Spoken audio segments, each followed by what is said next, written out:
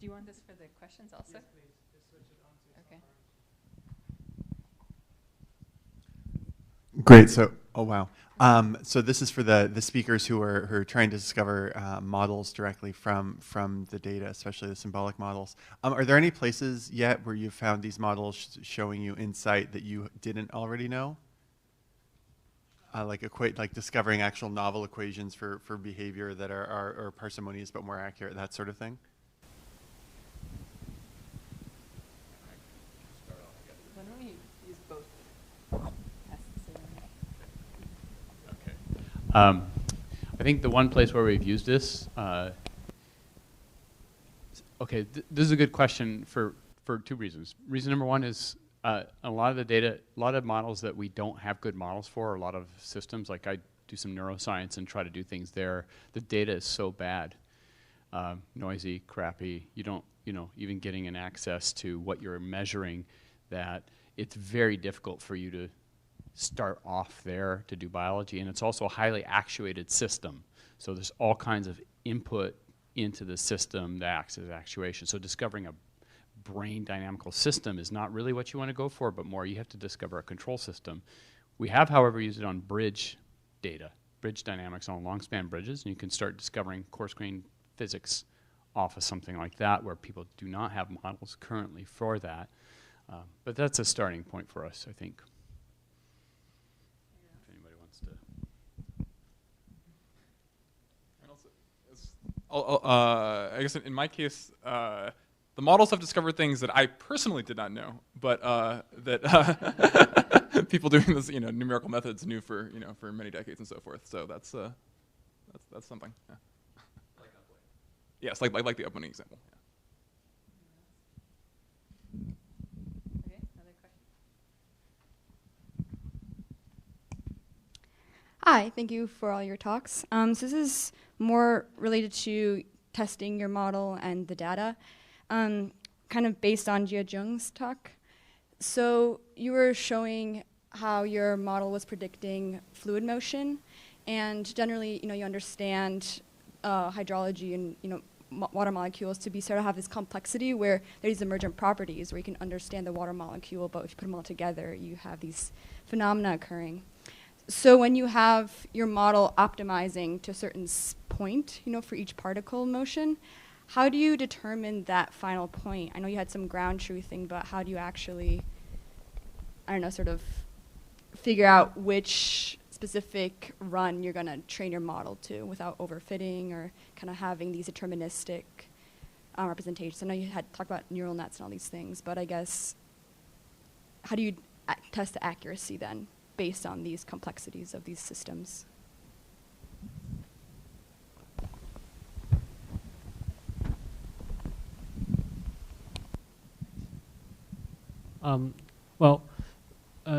There's nothing special about these models. You just have a training set, a validation set, and test set. So you just find a model that performed the best on the validation set. And then when you're evaluating them, well, what kind of accuracies, what kind of metrics do you use? For particles, it's mostly like, because you don't really care much about order, right? If you have particle in ground truth, it says particle A is on the left and B is on the right. And your prediction is A is on the right and B is on the left, and then that's fine, as long as the predictions are accurate. So to the end, you use something like a matching loss or chamfer distance, I guess that's what people call, on top of it, to compare with the two sets of particles, the distance between two sets of particles. Yeah, that's, oh, sure. The question is how do we generate the data set? Well, so mostly it was trained on synthetic data. So the synthetic data was generated by those simulation engines. So that means, in some sense, you can already perform better than the simulation engines. But I guess my argument to that is they're really not the end. They're really just a proxy of studying anything in the real world. So here we're showing you can actually do well once you have the data, but hopefully you can really apply them to the end. The goal is to really transfer them to real data. So as we show on this real robot, where you can have the model trained on synthetic data, but test it on real data.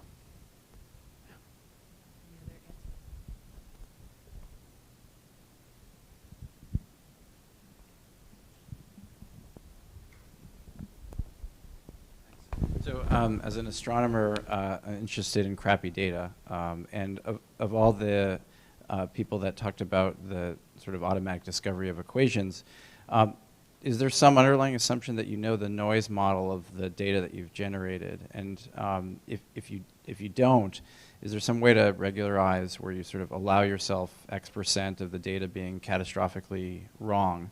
One of the challenges we would have if you threw this at the data that we normally look at, just time series data, is that some data points are just, the error bars are wrong. And if we wanted to come up with a parsimonious sort of equation for that, have you sort of started thinking about how you would deal with this sort of unknown noise models?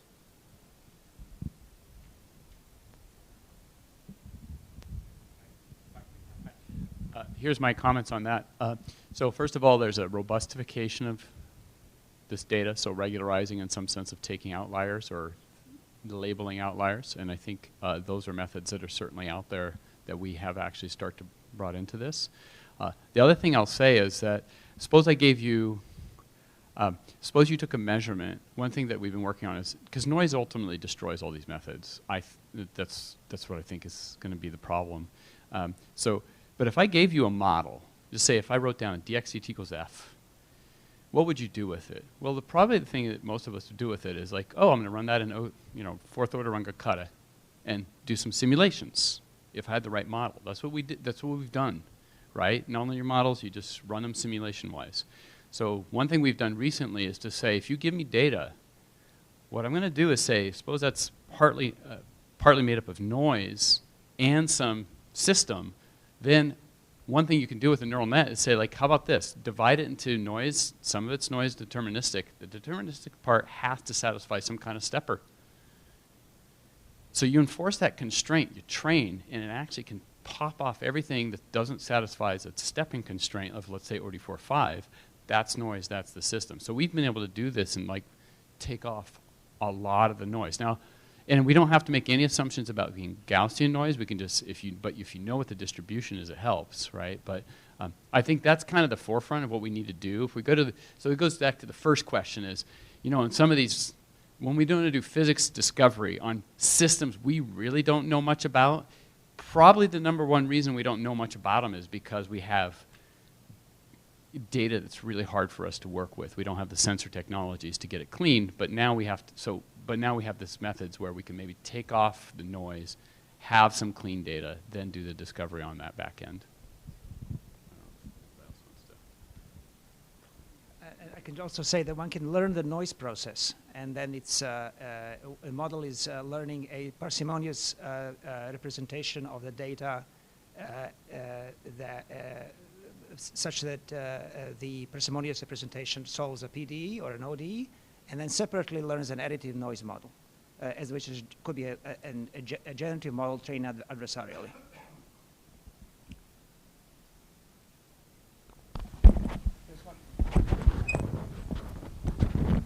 Hi, it's great to see that so many people now start to use neural networks as perfect function approximators. And I think one of the main questions I have for I think the weather simulation, I guess you essentially are doing interpolation there. And so I'm wondering, so tomorrow I'm going to give a talk in a different context using exactly the same methods, because I guess more and more people realize that they're great for that. So I'm wondering, how do you determine where do you put, currently you said uniform, you sort of put the grid uniform, and I guess we can sort of learn where to put more points to make the interpolation better. And I'm wondering if you have thought about this and if you have sort of like clever ideas of how to do that. I'll say we've certainly thought about using machine learning, I guess, for generating grids, for example. We haven't done it yet. It's kind of it's a hairier problem than doing just regular grids. But I think that's like a really great idea and like a really obvious way to get. That would be a great research project. Yeah.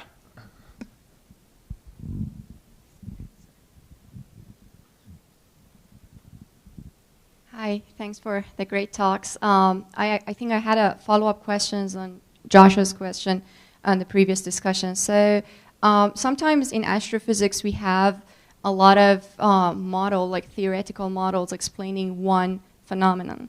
And we don't know that well. That's why we have so many different theoretical models. And we try to make more observations to constrain those theoretical models. However, I have been thinking recently a lot about like how we can use machine learning to extract more information out of all of these observations and models. So I was wondering if, for example, there could be a way to not look at the observational data at all, but just take all these theoretical models from different like objects that try to explain one astrophysical phenomenon and come up with a better constraint using like neural network or machine learning in general.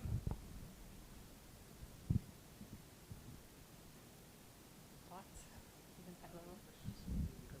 Question is for me. I'm an astrophysicist.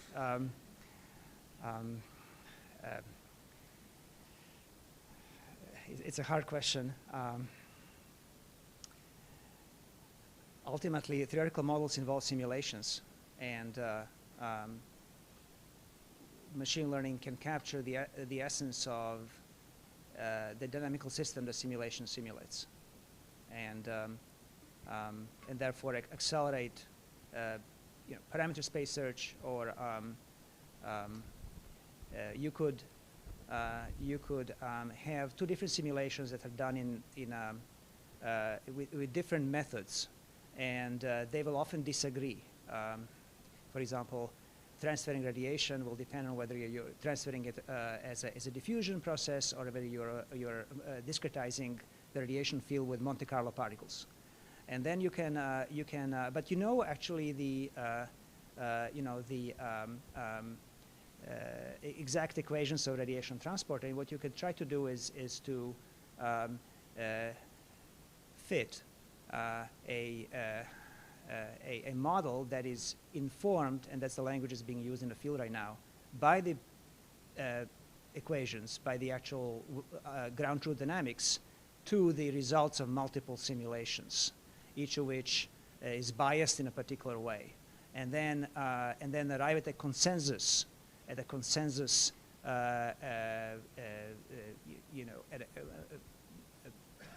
reduction, at a consensus neural network that captures the behavior found across the trustworthy trends that you find across all the simulations. Thanks. And we have a question there, Shabuch. One here. Yours first, and then also the last question. Okay, I had two questions. Maybe I'll ask one, and then if we have time, come back to the other. Following up on the noise thing, there are some sources where there could be two types of noise. And would there be a way to try to separate them? Stephen Taylor, who's likely in the audience, may be able to make this more precise in terms of pulsar timing arrays, for instance, where you have a very faint signal, and on top of that, there are two different types of noise.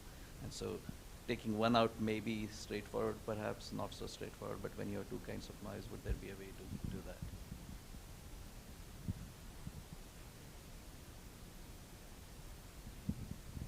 I think noise is really hard.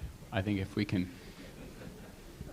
you're saying noise two ways. If we could just do noise one way, I think that would be a good step, right? I think that's just where we are right now. I think there's a possibility of taking out noise and maybe identifying stochastic processes underneath that you might look like noise. There may be some hope we can do that right now, but doing multiple noise is, I think, really difficult.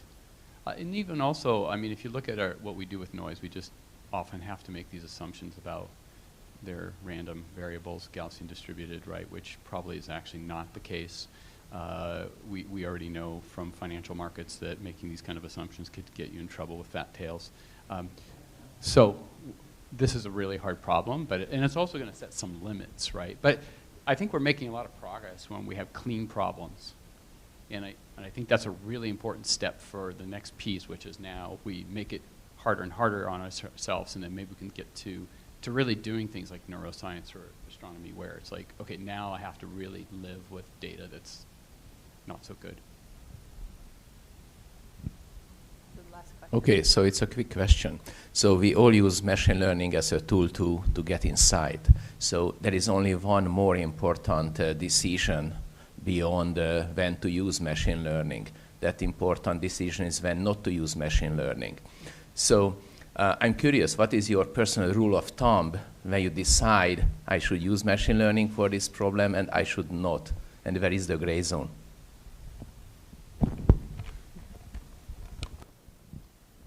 I guess I'll say one really simple answer is that there are cases where you have like hard physical laws, things like a conservation law, for example.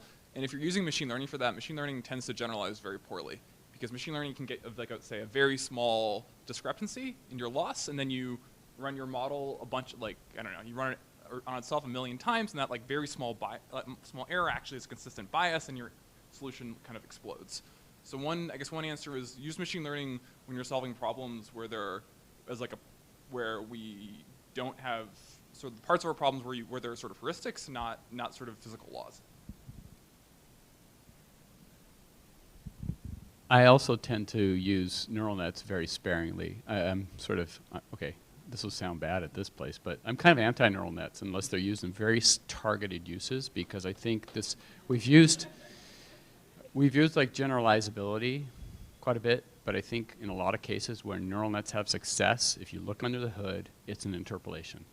And in fact, there's a great commentary between Richard Sutton wrote a little blog post about a month ago around neural nets and just data, just use as much computational neural nets as possible, and Max Welling wrote a rebuttal to that. It's fantastic because I think, at least for me, I want to extrapolate, true extrapolation. I take a really complex system, try to predict the future. No, I took a system and I got one region and not another. Like the interpolation and extrapolation, we have to be very clear what that means, and I think it's very difficult to extrapolate. That's a hard problem, right? So. All right, so that's the end of this session. Let's thank all the speakers.